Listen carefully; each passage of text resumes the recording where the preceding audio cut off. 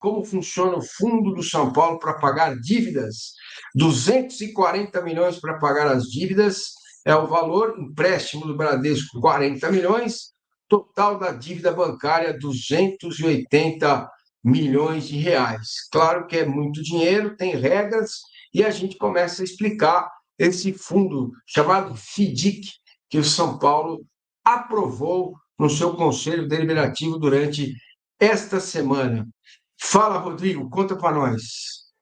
Vamos lá, Massini. Primeiro, eu vou explicar que a gente tentou até ter alguma pessoa do São Paulo aqui falando, mas eles estão impedidos no momento por uma regra da CVM, né? O fundo vai ser inscrito na CVM. Já aconteceu com vários casos, por conta de mercado, você ter ali informações relevantes e tal, o clube não está podendo falar ainda sobre o assunto, né? Eles pediram desculpa, enfim, mas aí então a gente apurou o que foi possível aqui de informação. E vamos lá. O fundo, que é uma ideia, na minha opinião, bem inovadora no seu funcionamento, ele tem esse valor de... A dívida bancária do São Paulo é de 280 milhões hoje, nesse momento, né? No fim do ano eram 227, agora está em 280 milhões. O fundo é para levantar 240 milhões.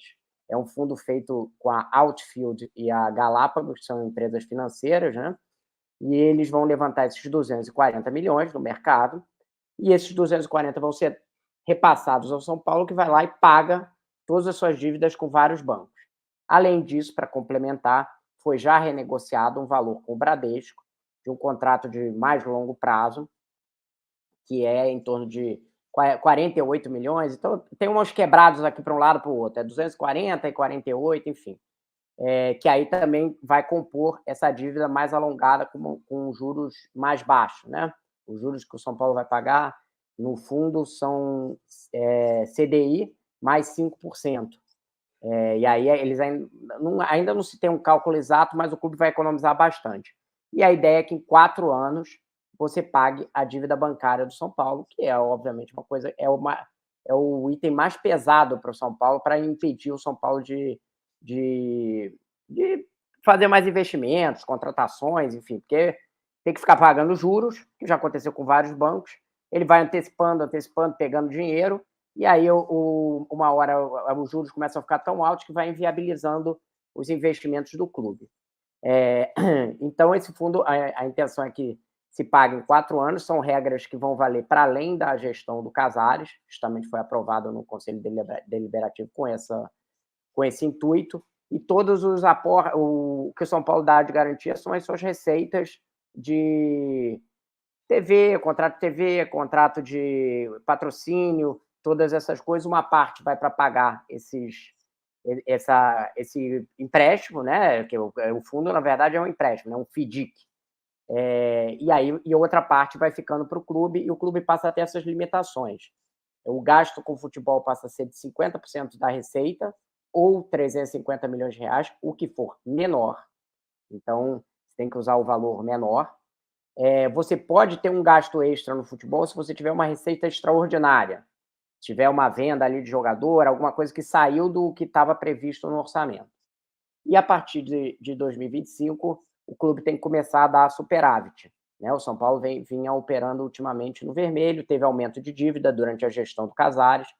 O que eu ouvi é o seguinte, que o Casares fez esses 3 primeiros anos e acabou investindo para ter o título, coisa que o time não tinha muito tempo, e a partir de agora a prioridade vai ser resolver essa dívida, né? Aí fala assim, o torcedor vai passar pelo sofrimento, vai ter uma limitação de gastos.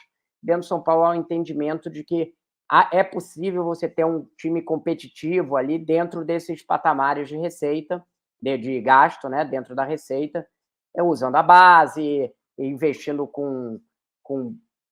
de forma assertiva, né, e também cortando muito dos gastos em outras áreas.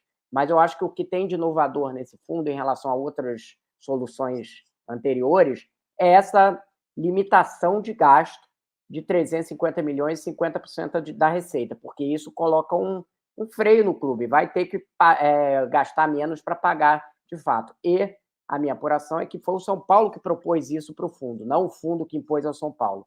Que aí tinha o entendimento que, dessa forma, o clube tinha um mecanismo de governança para poder resolver, de fato, a questão da dívida e não ficar aquela coisa de meio de temporada. Agora vamos o time está mal e vamos dar uma acelerada. Eu acho que eu já falei até, mas assim, o São Paulo não teve uma gestão irresponsável com o Casares, mas também não foi uma gestão austera que tenha conseguido reduzir a dívida até agora. Ela aumentou, né? Então, agora o que ele está fazendo é propor uma solução para você, de fato, conseguir resolver isso. E aí o torcedor vai dizer, mas o que o clube ganha com isso, limitando o gasto e tal? Quando acabar esses 4 anos, e tem uma perspectiva até de acontecer antes, 2 anos e meio, talvez, dependendo de como andarem as receitas do São Paulo, se elas evoluírem mais, isso é outra coisa que o clube vai trabalhar, né? Aí você vai ter o caixa sem esses compromissos da dívida bancária. E aí você vai ter, de fato, um poder de investimento para o clube muito maior do que é hoje. Você passa por um período de limitação de gastos para, no futuro, você ter um investimento como aconteceu com os outros clubes. Esse modelo de FDIC foi usado pelo Paulo Nobre no Palmeiras, lá atrás. Ele fez um FDIC dele, tá com um áudiozinho aqui no fundo, alguma coisa batendo aqui, gente. Não sei de onde que está saindo exatamente. E ele fez um FDIC, no caso era um aporte do dinheiro do Paulo Nobre, então o Palmeiras teve uma vantagem que os juros eram bem mais baixos, porque era o próprio, era o próprio presidente do clube que estava fazendo esse mecanismo, e o Palmeiras foi pagando o FDIC, né, o fundo, aos poucos. Hoje em dia ele não tem dívida nenhuma com o Paulo Nobre, já há bastante tempo, né, já foi pago há bastante tempo. O do Paulo Nobre, agora eu não vou lembrar de cabeça, mas era algo como 200 e poucos milhões também, era uma coisa nesse sentido. Era uma época que o Palmeiras tinha um problema, porque ele tinha muita receita antecipada, então ele ficava com o caixa dele muito comprometido, e aí o Paulo Nobre foi lá, botou o dinheiro, você entrava o dinheiro, o clube começava a rodar, não fez grandes contratações no início, se lembrar, vocês dois vão lembrar bem quais eram as contratações ali do início do Palmeiras, da época da Paulo Nobre, né? Um ou outro argentino meio desconhecido, enfim, era aquela primeira fase. E aí ele foi pagando, quando ele pagou, o clube passou a ter uma capacidade de investimento muito maior. Com essa coisa da limitação de gasto, o plano do São Paulo é algo que pode ter um paralelo, digamos assim, né? O Paulo Nobre fez 140, mas o que se fala de quem é aliado do Paulo Nobre diz que ele botou mais de 250 milhões. Mas, porque ele colocou dinheiro na academia também, né? Ele colocou dinheiro dele para reformular a academia de futebol. Mas oficialmente eram 140 milhões. É que ele foi colocando mais dinheiro perdido que nem cobrou, mas são outros cenários. Eu acho até que, assim, é uma coisa que muitas vezes... Eu sei que é sutil a diferença, mas eu não gosto quando a gente fala que o Paulo Nobre foi um mecenas do Palmeiras, que eu acho que ele teve um aspecto muito democrático, no sentido de ter feito o aporte com 1% de CDI e ter ido para o Conselho Deliberativo para dizer assim, eu quero que vocês votem, como é que vocês vão me devolver esse dinheiro? É diferente, por exemplo, do Marcelo Teixeira, que durante anos e anos, de 2000 a 2010, a 2000 a 2009, colocou dinheiro no Santos. Quando ganhou a oposição, ele chegou e falou assim, tem que me devolver o dinheiro, senão eu vou pegar a Vila Belmiro. Então, tem essa diferença, essa sutileza. Pode ser um tipo de mecenato, alguém pode chamar de mecenas, eu prefiro não. No São Paulo tem uma questão ali, que não, acho que está certíssimo, o Rodrigo explicou, tintim por tintim. Tem um temor, não é uma ponderação, porque se fosse ponderação, não tinha sido aprovado com 82% dos votos no Conselho, né? Só 18% do Conselho, 17%, 17,5% do Conselho que votaram, fizeram algum tipo de observação e votaram contra. Então, foi aprovado com clamor, assim. Mas, e eu acho que é perfeito, porque o São Paulo, nesse momento, é o anti-Corinthians, né? O São Paulo está dizendo para si mesmo que ele precisa ter um limite de gastos e, se ele tiver problemas técnicos e problemas de classificação, azar, ele tem esse limite para gastar. Dentro do São Paulo... meus amigos, diga. Só a ponderação que se faz é a seguinte: o receio que existe é que isto torne o São Paulo, nestes 4 anos, aposta que vai dar tudo muito certo, o São Paulo vai ser competitivo e vai pagar sua dívida. Ou pelo menos a maior parte da dívida bancária. Mas o temor com o investimento das SAFs, o São Paulo pode passar um período em que, se as SAFs começam a dar muito certo, a distância pode se aprofundar. Mas tem que pagar a dívida. Ué, tem que resolver o problema, e o São Paulo resolveu o seu problema dessa maneira. Então, agora, vamos lá. Deixa eu dar um bom dia para a galera aqui. A galera está chegando. Eu fui mal educado com vocês. Não dei bom dia para o chat que está aqui, está participando. Obrigado, pessoal. Vamos deixar o like. Olha, a gente tem quase 2.000 pessoas acompanhando Finanças do Esporte e pouquíssimos likes, certo? Então, a galera está aqui perguntando, já mandando opinião. Paulo César me pergunta se o meu sobrenome vem de que parte da Itália? Vem de Luca, meu querido. Meus bisos e tataravós eram de Luca, certo? O Neander está dizendo que trabalha na CVM e está lá acompanhando o programa. Se tiver alguma irregularidade, ele pega. Tá vendo? Tá Então, vendo? a Os caras cautela estão São Paulina foi com razão, digamos assim. Então, o Lucas está dizendo o seguinte: o Cruzeiro tentou o FDIC conseguir um aporte de 3 milhões.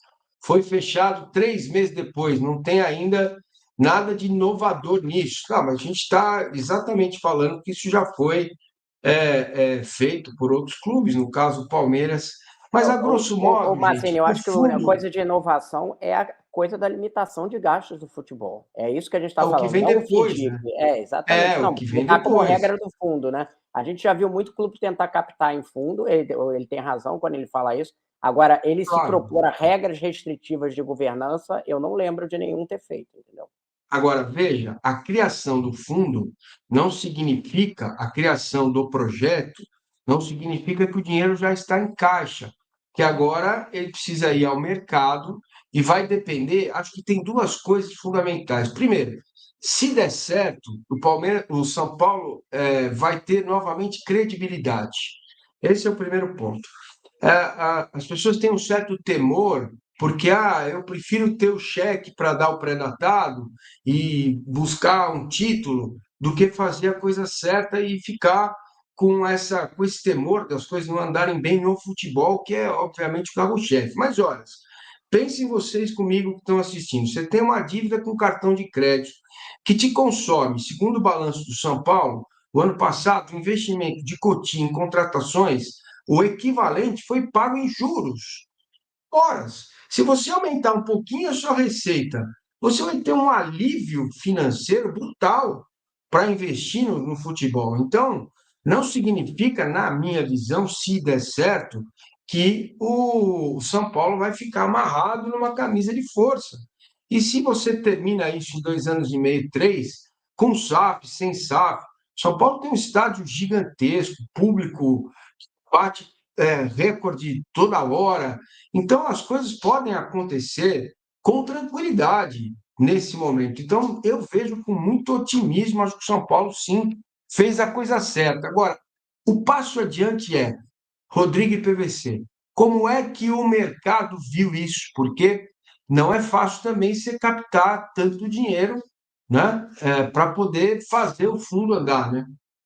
É o que a gente vai ter que ver agora, você tem razão, tem que captar, mas eu acho que justamente essa questão da limitação de gasto de futebol é o que pode atrair mais dinheiro para ser aportado no fundo. Por quê? Porque você cria um compromisso de austeridade, como se fosse uma lei de responsabilidade fiscal dentro do clube, e você diz lá para o seu credor, porque quem investir no fundo vai ser o credor do São Paulo, falando assim, olha, eu tenho um compromisso de contenção de gastos aqui para te pagar a longo prazo. É diferente do que outros fundos foram feitos. Eu não sei se o nosso espectador que estava falando, se ele estava citando o fundo do Cruzeiro, se ele estava. O Cruzeiro fez um fundo de 50 milhões que era atrelado a direito de jogador. Também era registrado na CVM e tal, não sei o quê. Mas esse fundo era um funcionamento bem diferente. Eu acho que o que pode trazer credibilidade, e no São Paulo eu sei que já estão vendo desse jeito, é essa questão do compromisso do clube de ter uma contenção de gastos e dar superávit, ou seja, ele está estabelecendo regras de governança para mostrar para o credor dele que, olha, eu estou aqui com uma fórmula para te pagar a longo prazo. Perfeito, perfeito. PVC, você você foi claro nessa questão. Agora, não há outro caminho, né, cara? Para os Claro. clubes que não há outro caminho. Eu acho que por isso que é muito marcante, muito importante o que está acontecendo. São Paulo, no primeiro ano, 2025, você capta e vai para o mercado. Você vai para o mercado e capta. E o ano que vem você tem que fazer um processo. Então, São Paulo, o Departamento de Futebol de São Paulo diz. É claro que a gente tem, entre o discurso e a prática, tem uma distância que a gente vai ver efetivamente acontecer ou não acontecer em 25, mas o Departamento de Futebol de São Paulo diz que se prepara para esse momento há mais de 1 ano e meio, porque o processo vem caminhando com as conversas com a Galápagos Capital, que vai administrar o fundo, e o São Paulo vinha se adaptando a isso. Então, na prática, o que acontece? O São Paulo entende que hoje já tem um elenco homogêneo que precisa de 2 ou 3 reforços para o ano que vem. E que, portanto, vai precisar de um ponta reserva para o Ferreirinha, um jogador de velocidade, mas que, de resto, talvez alguém para o lugar do Rafinha, se o Rafinha sair, mas entende que são 2 ou 3 reforços. Ou seja, o elenco do São Paulo do ano que vem é este com pouca coisa a mais. O que significa? Aí vai bater na questão da comissão técnica e do desconforto que existe hoje um pouco lá dentro em relação ao meu dia, que é o técnico do São Paulo, não vai ser demitido. Não se trata disso. Mas tem uma ideia de que é preciso trazer a comissão técnica para dentro desse projeto.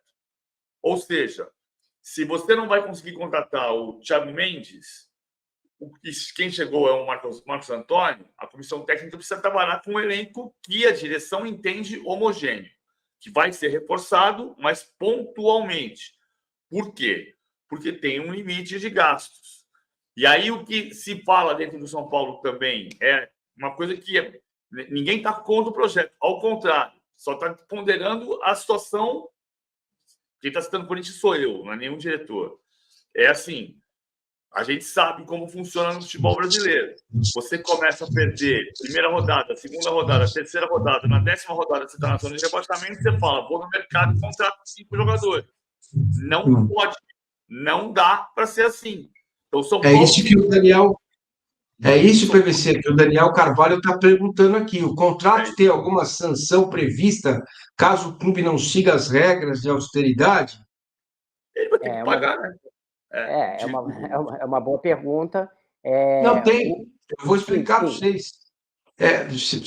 Se o São Paulo não cumprir a regra do fundo, a dívida que o fundo aportou passa a ser de 3, 4, 5, 6 meses. Tem que pagar o fundo.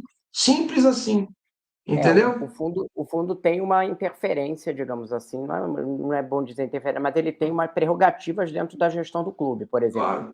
Claro. Coisas como pegar empréstimo e tal, o clube tem que ser aprovado pelo fundo. Então, é condicionado a essa questão do fundo dar aprovações a determinados movimentos. Uma tentação que eu tive no primeiro momento foi dizer assim, é uma tentação que rapidamente a diretoria e as fontes dentro do São Paulo disseram, não faça isso, mas entendi. Minha tentação era dizer, São Paulo criou um arcabouço fiscal. Não é um arcabouço fiscal, até porque não é fiscal. Mas ele criou um arcabouço. Ele criou um arcabouço no sentido de tem uma regra de... criou a melhor expressão é teto de gastos. Ele criou um teto de gastos.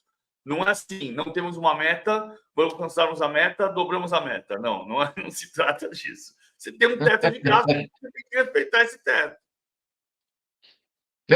Perfeito, meus caros. Olha, muito obrigado a todos que estão aqui no chat.